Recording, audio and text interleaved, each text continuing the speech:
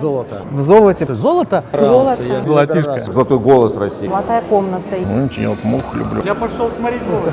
Золотые слова. Раз, два, три, четыре, пять. Почему золото-то? Вышел зайчик погулять. Друзья, с вами Арт-Патруль. В столице наконец-то наступила весна, и сегодня мы пришли с вами на винзавод, на вечер вернисажей. Что интересно, на винзаводе один раз в месяц, во вторник, все галереи и все арт-пространства открывают свои двери, и здесь проходит невероятная тусовка.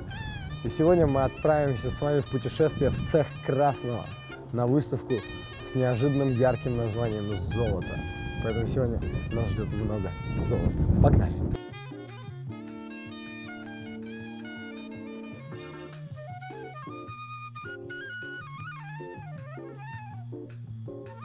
Золото, золото, друзья. Сегодня нас ждет много золота. Ух!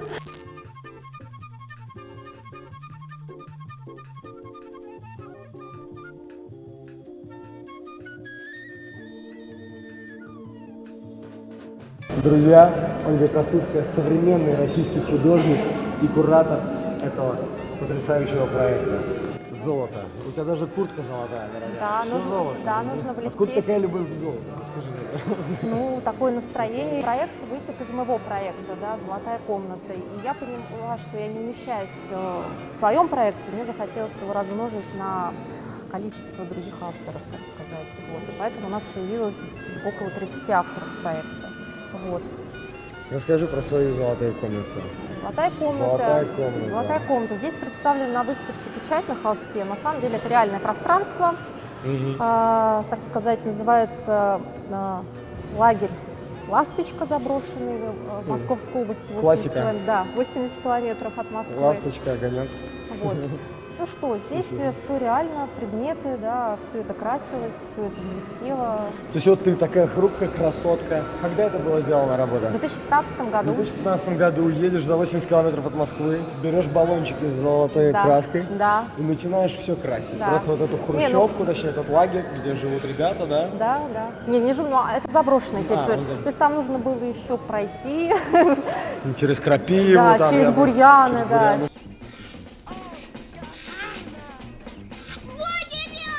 Через Супер, найти, супер. да, вот, в общем, помещение Победитель такое. получает все, как бы.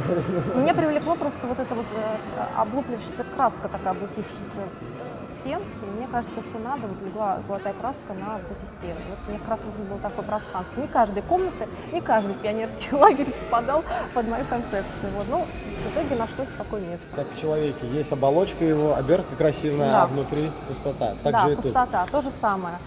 То есть, Абсолютно старая такая вообще, не советская Ну, даже- неухоженность. ну, даже не то, что не советское, тут, то есть, тут предметы, они специально, в них присутствуют дефекты. То есть сначала я делала дефекты в предметах, да, чтобы покрыть золотом. Не просто предметы там найдены, какие они есть. Нет, они специально подбирались и ломались, да, чтобы как бы утрировать и обострить вот этот контраст, да, внутреннего и внешнего, да, что вот этот вот лоск мишура внешний, да, часто не сопоставляется вот с этими дефектами какими-то, да, внутренними, и как бы переносится с помощью образа комнаты на образ человека.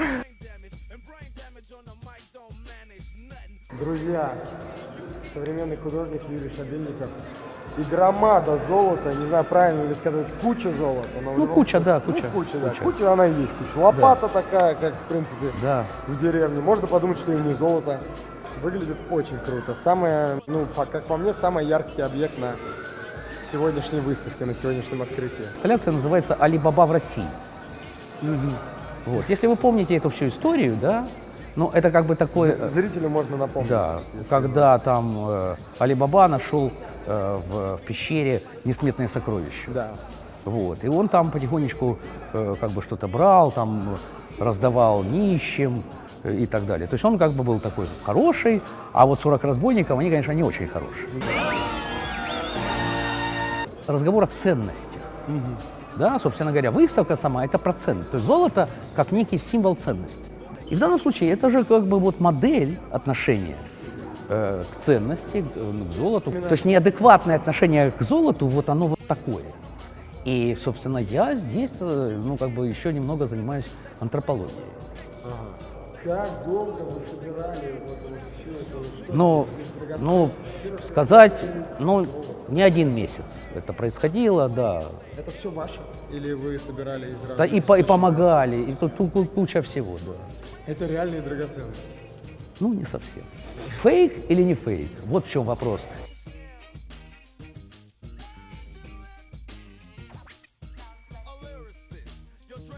Вот я вам, кстати, хотел обратить внимание на Маурицио Кателлана. Вот, давайте. Да. Это известная работа его, кстати, но это как бы акция.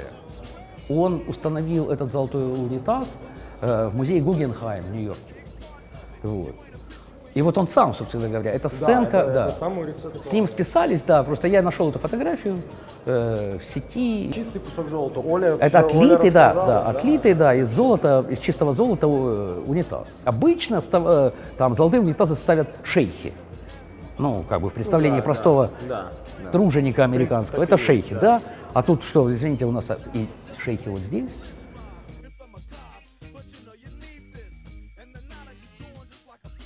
Друзья, Алексей Дьяков, 2012 год, да? Да, она была создана в этом году, в 12-м, но перед выставкой я немножко ее... В 12-м. В том 12-м, да. Или в этом 12-м. А в этом 19-м я ее доделал Я понял. специально для этой выставки. Ага. То есть вы её первый добавил раз- первый золотишко. раз. Да, название работы «Мементо море». Вот я раньше думал, что вот эти слова «мементо море», то есть помни о смерти, что это страшно, что это мрачно.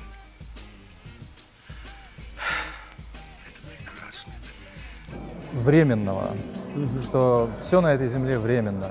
Ничто не вечно. Что, да, ничто не вечно под луной, и рано или поздно все окажется вот в виде песка у нас под ногами. Но здесь вот именно золотой песок, и это говорит о том, что какой бы ты ни был богатый, что даже сколько бы у тебя денег не было, золото, богатство, недвижимость и так далее, все равно это с собой не заберешь, и все это когда-то станет не нужно. Ой, ребят, подождите! Лобстеров в дорожку возьмите! Нищеброды вонючие! В жизни таких не купите! Друзья, ведь это истина. Это факт. Слушай, расскажи, пожалуйста, про материал. Штриховка — это карандаш, да? Это Да, как графика да, рука. да, это уголь. Пропорции руки просто... Уголь, графит, классический Точный рисунок, был просто. строгановский. Я закончил Строгановскую, Ага. поэтому Строгановка, да, чувствуется, рисовать что немножко Строгановский. умею. Что у становится редкостью для современных художников. Классический рисунок. Я использую здесь обычный песок и вот золотой песок. То есть такой микс-медиа получился.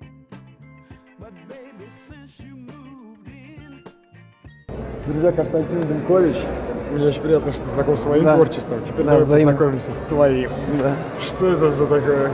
Ну, это второй пистолет из серии. У меня был Макаров золотой, а это Беретта. Это два культовых пистолета Да. в золоте, потому что золото – это признак роскоши. И очень многие диктаторы, как обязательный атрибут, имеют золотой пистолет.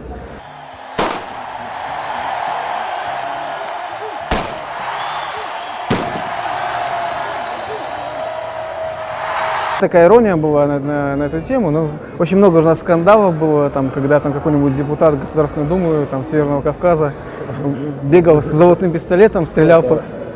Да, мне кажется, там даже депутатам не надо для этого быть. Да, да, но и в то же время это признак власти, силы, богатства. Вот. Ну и вообще пистолет, оружие, это еще с Энди Уорхола, да, это такой символ очень мощной поп-культуры. И мне очень хотелось... Один из основных, наверное. Да, и мне хотелось его обыграть, и у меня есть целая серия с оружием. Вот. Ну и пистолет Беретта — это такой культовый пистолет, который в Америке, то есть гангстеры, у каждого, практически там есть несколько таких пистолетов, это Узи и Беретта. Хорошо, пистолет и корона. Корона, да. Что за корона? Корона — это часть проекта, который я делал у Марата Гильмана. С Маратом Гильманом у меня было 3 больших проекта. Первый — это выставка униформ, это часть этого проекта «Корона». Это было связано с символами власти, десакрализация символов власти. Там двуглавые орлы, все, что связано с орлами, Библия в когтях у них. То есть я очень много информации изучал и смотрел там скипетры, мечи, Библии. Там я очень большую выставку делал на эту тему. Привет! Привет, маленький. Это у нас главный арт-объект сегодня. А что ты его в золото не нарядила, в какую-нибудь эту тельняшку золотую? Мы были не готовы к такому событию. Как тебя зовут? Golden Dog? Георгина. А, я нашел, смотри. Он подготовился, видели? Вот она, косточка. Друзья, прекрасная Саманта, скажи пару слов арт-патрулю. А что сказать? Да что хочешь. Юра, можешь обо как мне тебе что-нибудь пингвин? сказать? Если вы видели пингвина в городе, Я не понял, о чем речь, но если вы видели пингвина в городе, ребят, это Саманта.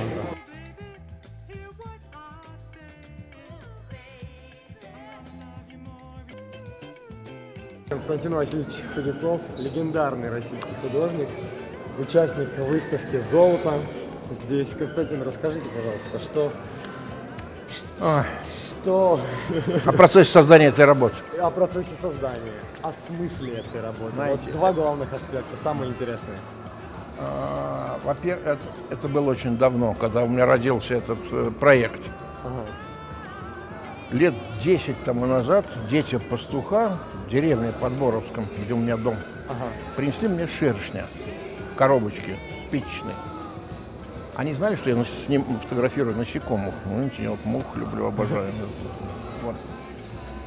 Я его в бардачок кинул в машину и забыл. Уехал в Москву, забыл. Дня через 3 сел, слышу, что там шумит. Бардачок открыл. Так, коробочку достаю. Он там... А он ожил? Он живой. Не ожил, он живой был. Он живой был. Он прогрыз почти уже всю коробку, чтобы вылезти оттуда. Боролся 3 дня, несчастный. Весь в муке в этой, там сейчас спичечные коробки делают из бумаги. Ага. Я там, мне стыдно стало, ужасно, но тем не менее, я же охотник, я должен фотографировать насекомых. Я побежал наверх в мастерскую, нарвал 5-литровую банку зелени, посадил туда. Он быстренько очистился. Они шершни молниеносно делают себе этот самый, вот, чистят себя, моются. Сел на веточку, и пока я там аппаратуру налаживал, объективы, макро, он злобно на меня смотрел, я сделал серию снимков, очень много, там с разной глубиной резкости, чтобы потом получить очень качественное изображение. Все это отснял, банку открыл, было лето, естественно, у меня окна открыты на университет. Он так вылез, еще раз на меня злобно посмотрел и улетел. Я сел за компьютер, стал работать, у меня тут же идея возникла насчет глаза, потому что я снимал его глаза, его фасеточные глаза. Они потрясающей красоты. Да. И вдруг минут через 5 влетает что-то вокруг меня, как реактивный самолет. Вернулся с братвой, что ли? Да, один прилетел. Сделал такой несколько кругов почета и опять в окно.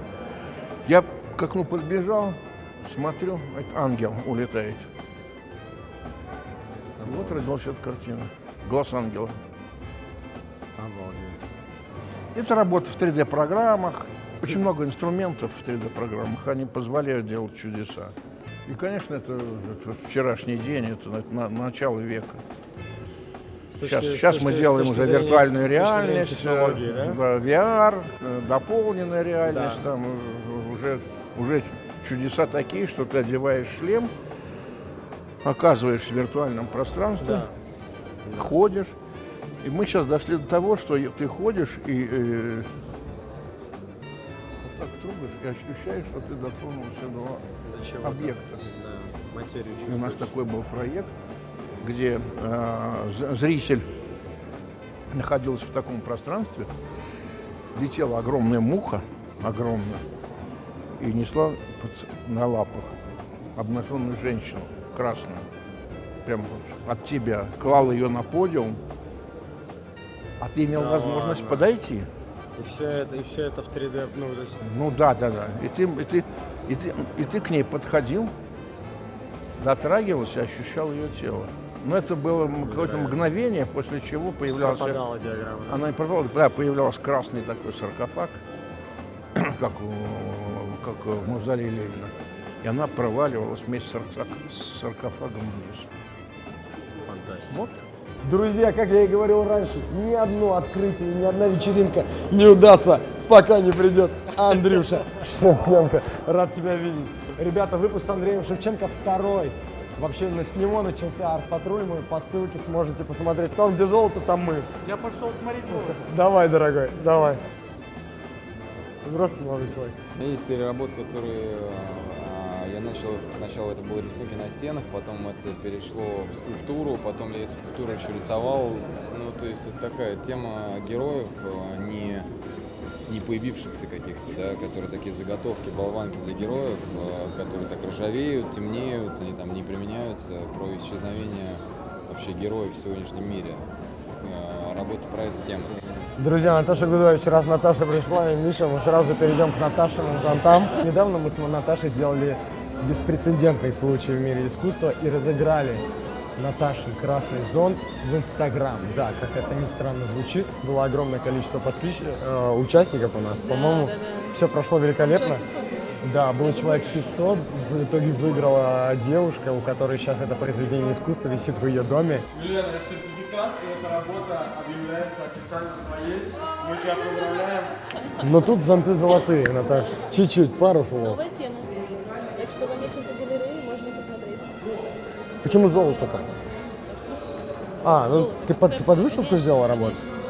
Специально для этой выставки. Ребята, покупайте зонты Наташи, они находятся в самых крутых коллекциях и будут дальше и дальше и дальше и круче и круче. Правильно все сказал? Ну все.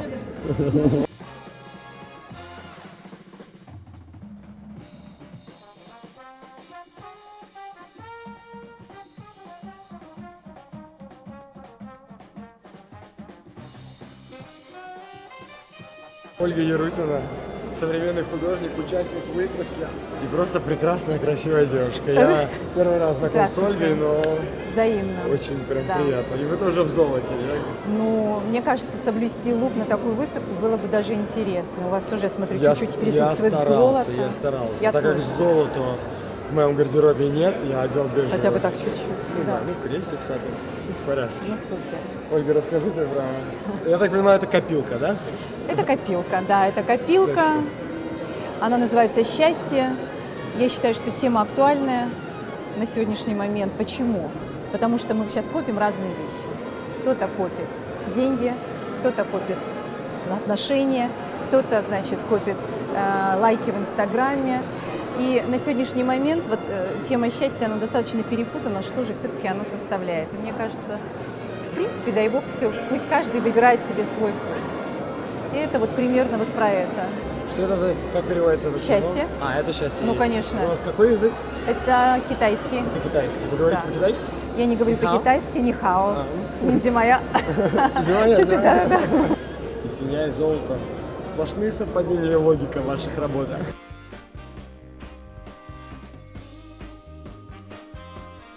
Легендарный Владимир Басарский, Владимир, очень приятно. Очень приятно. Лично. Собственно, я, в принципе, вся работаю со штампами. Вот. Соответственно, как бы золотая палитра — это как золотой голос России, да?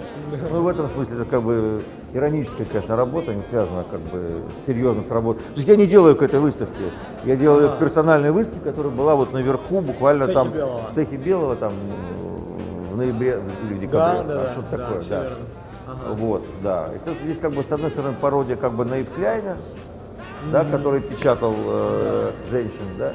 Вот. Но цвета его тут нет. Нет, Ничего цвета... не нарушено, все. Ну все нормально. Авторские права соблюдены.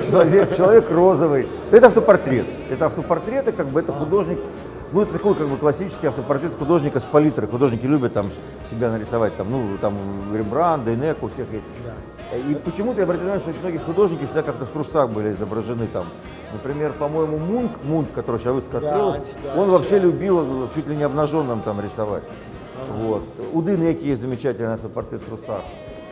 Вот. И вот, собственно, вот из этих вот вещей как бы и собрана вот эта вот работа, да. А с другой стороны, как бы это абсолютная правда и как бы связанная с фактурой, в смысле, вот как бы с кожей художника, потому что она прям вот видно, что как бы вот здесь вот, ну как бы это такая как бы, то есть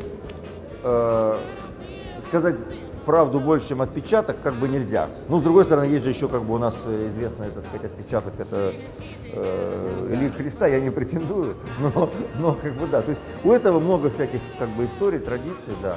А для меня, в общем-то, в каком-то смысле это такая, в общем-то, юмористическая работа, вот этот там автопортрет как бы в таком пубертатном, как бы, как ребенок, как бы, да. Они, получается, в разных положениях. Ну, это в зависимости от разных сюжетов. Автопортрет, да. то есть, получается, это вы. Это я, это Да, был да. я был, да, вот, трусы, носки, как бы, да, все было покрашено, так, ну, это было не просто сделать, но как-то, в общем, так получилось, да. Условно говоря, это вы заработаете.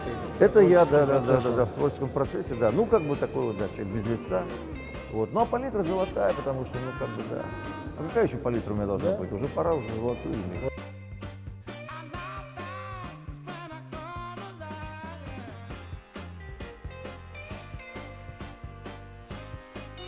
Иду служить другому Радже, побогаче тебя. Пойдем, маленький братец. Пойдем.